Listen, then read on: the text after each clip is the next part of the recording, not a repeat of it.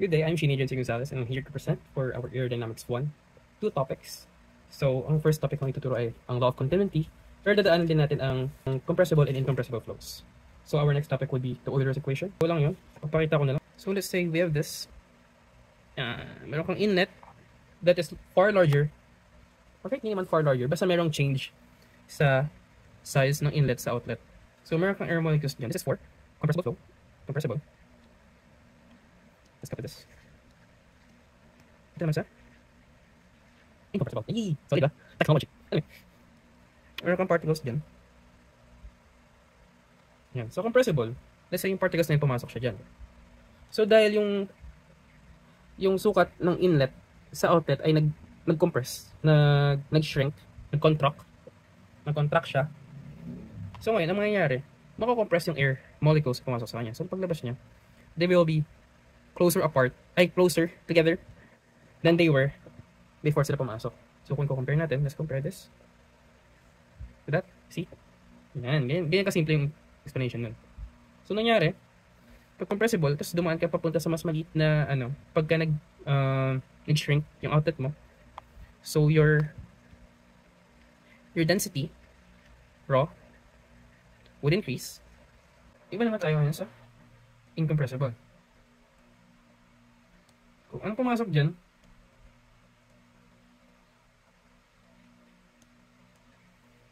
ganun pressure paglabas. Hindi siya na-compress. Kasi nga, incompressible.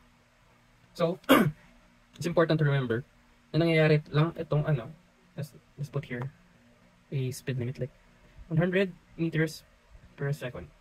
Anything above 100 meters per second, or what they call as supersonic, is compressible. Anything below is incompressible. Yan. So dito, change in density mo ay 0. Kasi nga, hindi ka naman nag-compress. Sorry, binabalik ko lagi yung pen kasi malulubat. Anyway, next, law of continuity. Ito speed lang.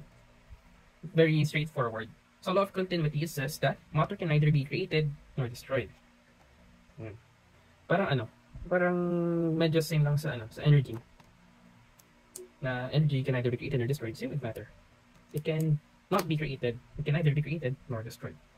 So with that, whatever amount of mass na pumasok dito, siya ring mass na lalabas dito. So that would mean to say, if we have a mass flow here, this would be our mass flow for our inlet, it would be equal to the mass flow at our outlet. Or, mass flow 1 is equals to mass flow 2. Diyan na aga-apply yung law of continuity. So magagamit natin siya pag nag-derive tayo, kukuha tayo ng mga missing variables. Kasi gamit ng identity na yan, ng concept na yan, meron ka ng solid na paninindigan na ito yan. It's a law na ang mass flow hindi nagbabago dahil sa law of continuity. Or, ayan. Unstated otherwise. So dito sa lesson natin, yung mass flow sa law of continuity equal. So, ang magkakaroon ng changes dyan ay yung mga subcomponents niya. So, dahil, kasi magtataka kayo, kung same mass, paano yun? Paano magiging same mass kung lumiit, sumiksik? Yan yun. Magiging same pa ba yung mass nun? Hindi papasok na yung compressibility natin. So, with that, meron siyang subcomponents na raw, density, area, and its velocity, yung bilis ng flow. It should be equal to yan. So, kung may changes dito, kunyari, nagbago yung area, magbabago din area nito. Pero, pag kinumpit mo, equal pa rin sila sa isa't isa. May changes lang. So, kunyari, kinamon natin sa density nito ng sa outlet. Mag-iba yung density niya, pero same pa rin yung mass flow. So, dyan ka magbe-base ng computation mo. Kasi ay ng known mo. Alam mo na hindi magbabago yan. Tapos, ayun yung way ko para matatandaan siya. Ayun yung the way na rin ang pagturo ko. Kasi, I hope. Kasi, nahihirapan din ako mag-gets dati. So, I hope na matulungan din siya na mag-gets. Mapadali. So, proceeding. So, Euler's equation. Dati Euler's yung basa ko dyan. Naging Euler's lang dahil sa hidden figures. Sabi ng babae, hindi mo na pangalan. Rambo. Yan. Sabi niya, I'm gonna use the Euler's equation. Or something like that. Anyway, Euler's equation.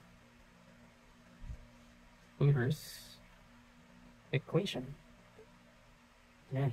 Euler's equation.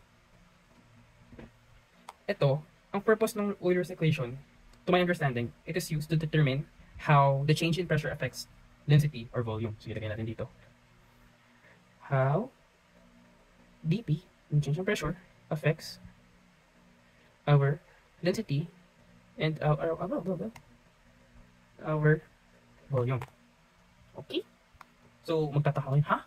Pressure? Tapos makuha mo sa density tsaka si volume, paano yun? So, ito yung tinatawag kong box mindset. Kasi nung una, hindi ko talaga siya nagigets. And then, nung tinry kong ako mismo mag-derive keme, nagigets ko siya. Nahirapan ako dati kasi wala akong oras nun tsaka wala nagtuturo sa akin eh. So, dahil may nagturo na sa akin, wiki lang, natutunan ko siya. Kaya, so, it's reject. Pasensya na di ako nakakanood ng videos. It doesn't work for me that well. But now, hanggang magturo, nanonood ako manonood. Lalo na kanina. Like, oh, wow! Anyway, X, we have 3 axes. Our Z axis and our Y axis. So, let's think of this as a box of air. Isang 1 cubic meter of air or 1 cubic unit of air. So, yun yung volume natin, 1 cubic unit. Kasi it's better than taking a particle of air. Mas maganda, isang volume kukuha yan. So, meron ka dyang pressure. And sa other side, meron ka rin pressure plus the change in pressure. And dahil pinocompress niya, ilagay na rin natin si dx over dx. Since babaguhin niya ngayon yung length ni x. Ang x-axis natin. So, paano? So, una, kunin natin yung mga pressures natin para ma-solve natin later. So, una, una, meron tayong P1 is equals to, kunin natin as P1. P plus dP times dx over dx. And our P2, this one, is to P. Okay? Yan. So, since meron tayong P, ano nga bang pwede mag-connect sa kanila? Na maggamit natin, makukuha natin with the help of this box. Kasi using this box, pwede mong ma-correlate niya si pressure, si density, and si volume. So, we can say na, pwede natin kunin si force. Ano bang formula ni force? Force is equals to, ano muna natin? Himay natin si pressure. Yan, makukuha natin si force, gamit si pressure. Ano nga ba si pressure? Pressure is force applied on an area. So, let's say this, ito. Itong tip ng pen na to, let's say this is 1 cubic centimeter. Ay, 1 square centimeter kasi area lang. Kasi hindi naman itong buong ball pen ito papasok sa akin eh. Ito, tutungtong. Ito lang, area lang nito. So, yung amount of force i-exert ko sa area na to, yan, mararamdaman siya exactly kung anong area na to. So, yan yung pressure. So, force applied over this area, ay yung pressure mo. So, ngayon, we can derive force F using this equation. Force, so multiply lang natin both sides by area. We can get F is equals to pressure times area. Saan tayo kukuha ng area, boss? So, shade natin para maangas.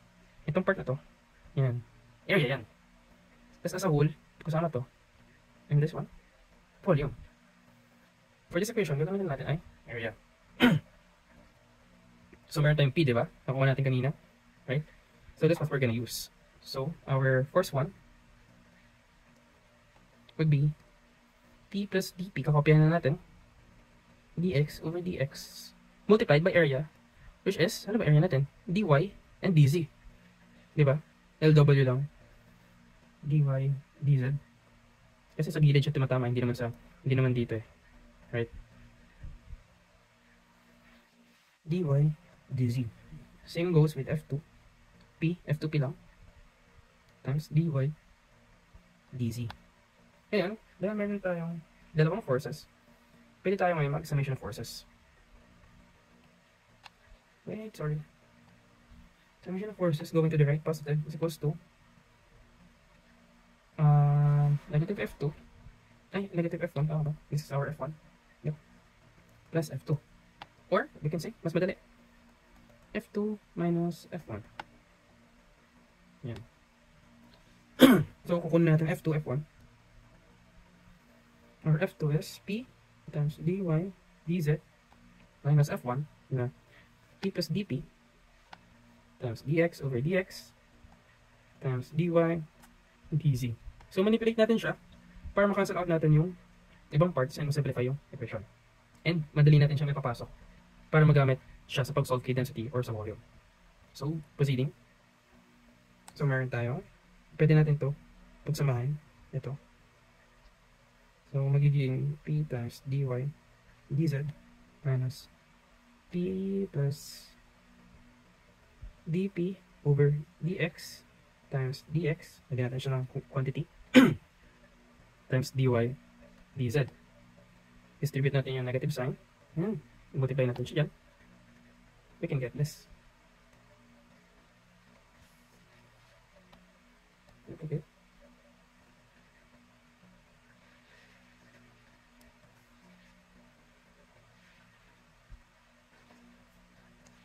Okay. So, tuloy lang tayo sa pag-compute. Drib-drib lang. Na-enjoy ko ito ng bata ko eh. P dy dz minus P minus P, kasi nag-multiply tayo ng dy dz.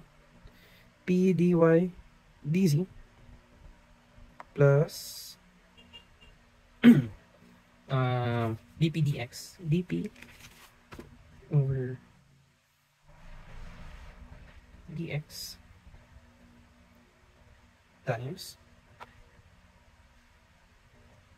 dy dx, and x by 0 natin, dx dy dz. Alright.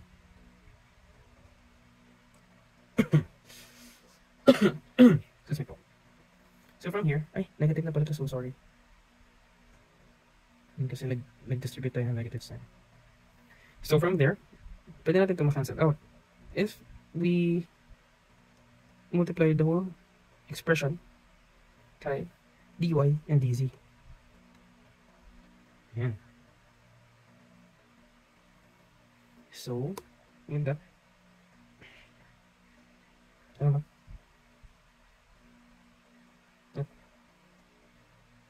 Tapos ay, hindi na pala kailangan. Sorry. Nalito ako sa isang formula. Pwede natin ito ma-cancel out. Ito. So, what we're gonna be left with is the negative dp over dx times dx, dy, and dz. This would be our summation of forces, or F. Okay? So now that we have x, yan. Umulit na pala ako sa Euler's dito. Sorry. I know that we have F. Meron tayong pang solve kay F. Pwede na natin kunin si F na with respect to B ay sa ating density. Okay? So using this, yung square ulit. Ayan, iwan ko yung square dyan. Yung cube na yan. Square to the yung cube. Now, kunin natin si density. Anong connect niya doon sa kanina? So density is equals to mass over volume. Mass over unit volume. So this is like, let's say, kilogram per cubic meter, and so on. So with this, pwede tayo mag-proceed. Ano yung volume na gagamitin natin? Right? Ano yung volume? So pwede natin gamitin volume ay itong ito. dx, dy, and the dz. Yung tatlong axis natin. So rearrange natin para makuha natin si mass mamaya. So mass equals to rho v, right? And this would be our volume. So dahil ito yung volume natin, mass is equals to rho times dy or dx dy z. Same thing. Yan. Tataka naman, bakit mo kinukuha yan pare? Para saan yan? Kasi nga, kinukompute natin ulit si force with respect kay density. Force equals to ma, right? So with this, nakuha na natin si m.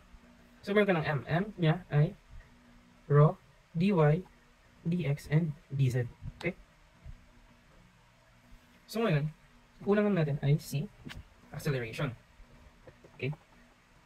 So for our acceleration, pwede lang natin gamitin yan ay si dv, velocity over time, function time, multiplied by, i-change lang ko ng distance. Yan. So, pwede natin siyang simplify since dx over dt ay equal din kay v. So, pwede natin tanggalin si dx and dt kung natin siya v.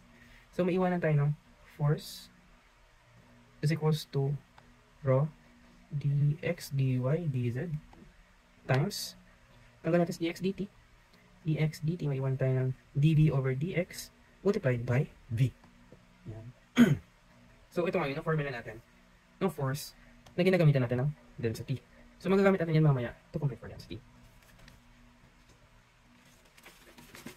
Ngayon, dahil meron na tayong dalawang formula ng F, we can equate them together. Balikan natin sila para mas madali.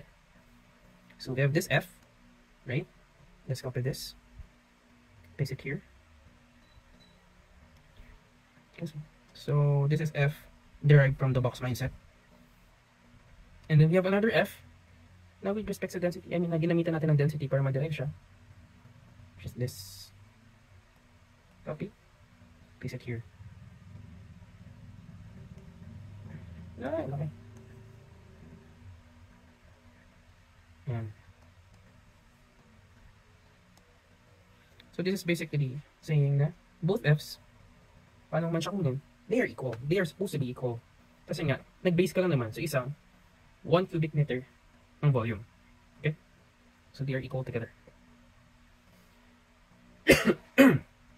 Yan, from there, pwede natin siya ngayon i-simplify. So, dx multiplied by v.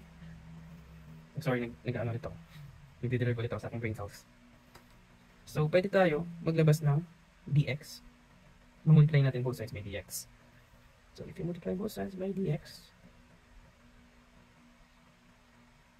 tama ba? Dx over dx dy dz. Dx over dx dy and dz. So do the same thing for the other side. So that's how it works. Whatever you do sa kabilang side, gagawin mo rin. Then nga, equal sila. Ang cancel out natin to.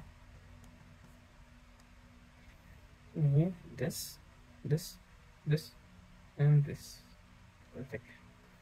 Now what we're going to be left with ay ang ating Euler's equation, which is the negative dp equals to rho v plus d dv. Better to be written as dp equals to negative rho v dv. So what does this tell us? Ano sinasabi sa ating equation na to? Ang relationship nila. So, any change in pressure has an inversely proportional relationship with density. So every time na tumaas si pressure, mababa si density at si volume. Okay? So it's like this. P E V. This goes up. Both of this goes down. Ay, what area? Sorry.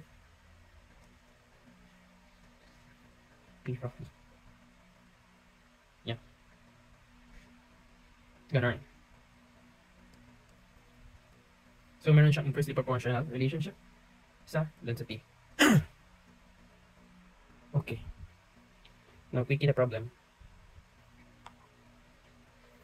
So meron tayong, let's say, ito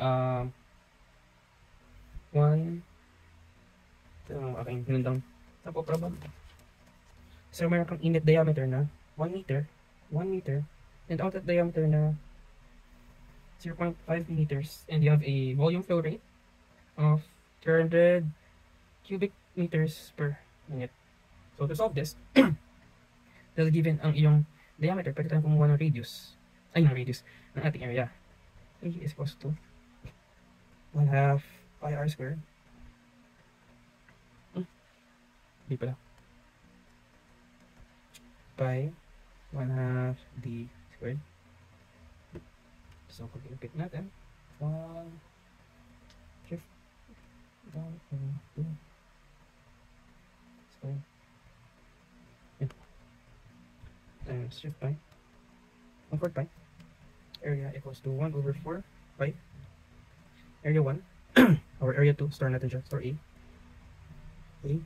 So, natin bilisan. Area 2 is yun din. 0.5. Same formula. It goes with the same formula. Shift pi 1/2 is 1/2. Our diameter is 0.5 squared. Kasi radius ang makailangan natin. Ay! Times 1/16 pi. So dahil nakuha na natin yan, ano pwede natin gamitin? So pwede natin gamitin si Bernoulli. So si Bernoulli, ang formula niya ay, this Bernoulli is derived from from Euler's equation, P2 plus rho 2. Gawin natin yung simplified version na P2 minus P1 equals to rho over 2 times V2 squared minus V1 squared. This is velocity. So kailangan natin makuha yung velocity. So makuha natin yung velocity using this volume flow rate. So to get, since cubic meter per minute, so pag binultiply natin siya sa kanyang area, so volume flow rate times divided by area pala, over area, magtitirang tayo ng speed. So gagawin muna natin itong velocity, gagawin muna natin itong cubic meters per second. So that would be 300. So we have 60 seconds per minute, 60 seconds over 1 minute over 60 seconds. So ito na natin, 300 cubic meter per minute times 1 minute over 60 seconds. This would be 50 meters per second. Ayan ang velocity. Ay, ang cubic meter per second ang volume flow rate natin. So para makuha ang velocity, multiply naman siya sa area. Ay, divide lang sa area. So V1 would be 50 cubic meters per second divided by the area of 1 over 4 pi. 4 pi. So 50 divided by 8. You have V1 is equals to 63.66197.724 meters per second, and over V2 would be, this would be velocity is equals to volume flow rate over area, 50 divided by 50 over 16 pi, 1 over 16 pi equals to alpha B.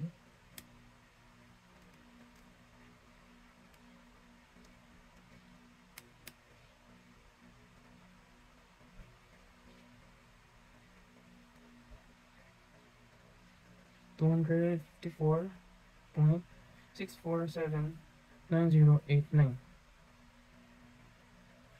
per second. This would be D.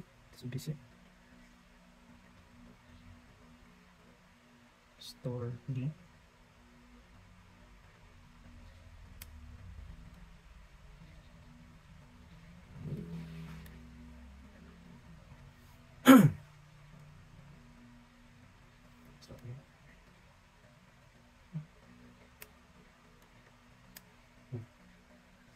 So meron ka ng velocity. Kung papansinin nyo, mas mataas si V2 kay V1.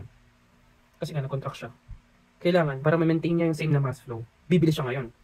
Dahil yung mass flow sa inlet and outlet is the same, kailangan niyang bumilis para maging equal pa rin sila. Dahil nga sa law kanina. Dahil nga sa law kanina na equal ang mass flows natin. So ngayon, pwede natin i-plug in to. So ang hiningi lang naman dito sa atin ay yung change in pressure, which is P2 minus P1. This is good enough. So plug in. So 1.225. Density 1.225. So density ng water, H2O, times D squared minus C squared. Kasi ito sila, right? Equals to over 2 times D squared minus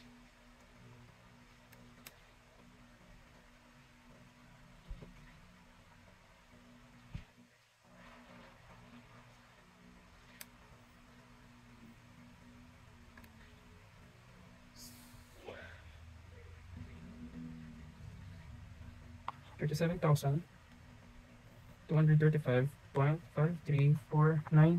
Oh, what's that? Hindi pa naman. Sorry. 99 pascals. Yan ang ating change in pressure. So, paano naman kung, let's take the same problem. Paano naman kung si P2 lang hinahanap? So just take the same problem, the same given.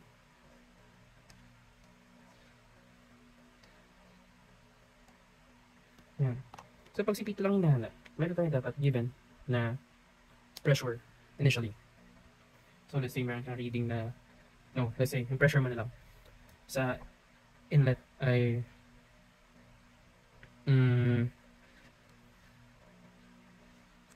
say 42,000.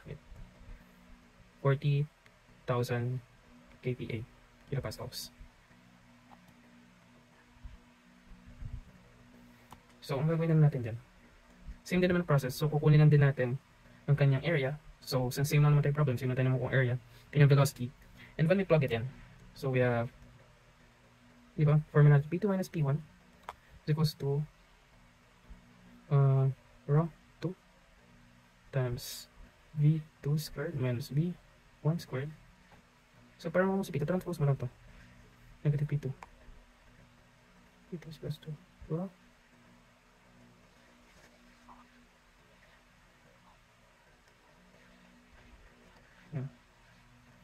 P1.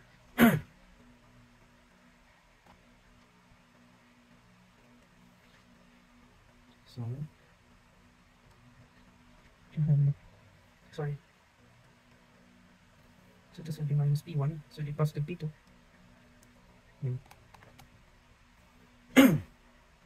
Minus 40,000. Ano kaya?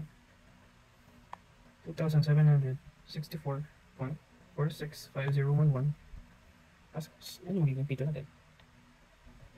Ching! And that will be all. So, pakita ko lang din paano nakuha yung sa Bernoulli. So, Bernoulli is just Euler's equation na integrate. So, that would be integral of dp 1 equals to negative rho integral of v dv. So, v dv is equals to v squared over 2. Right? So, ngayon, pag ina natin integrate, integral of v squared over 2 is equals to v squared sub 2 over 2. Wala kayong sumulat. Okay, pakita ko na sa ballpen ang paper. So magiging, di ba, integral of dp plus 2 negative rho v dv. So v dv differentiate is equals to v squared over 2. So if you integrate v squared over 2, we're gonna get v sub 2. May upper and lower limits ay 2 and 1 squared over 2 minus v sub 1 squared over 2. So sa dp naman magiging p2 minus p sub 1. Okay, so putting them together is equals to negative rho times v2 squared over 2 minus v1 squared over 2. Yeah, that's Bernoulli's equation. So pag ito lang kasi, so Euler's, hindi mo alam yung component niya, mahirap mag-plug in ng values. Like P2, P1, hirapan ka rin magkuha ng P2 and P1. Ng V2 and V1, ng velocity, since density mo, yun ang babago sa incompressible. Pero yun yan. Okay. Ganyan.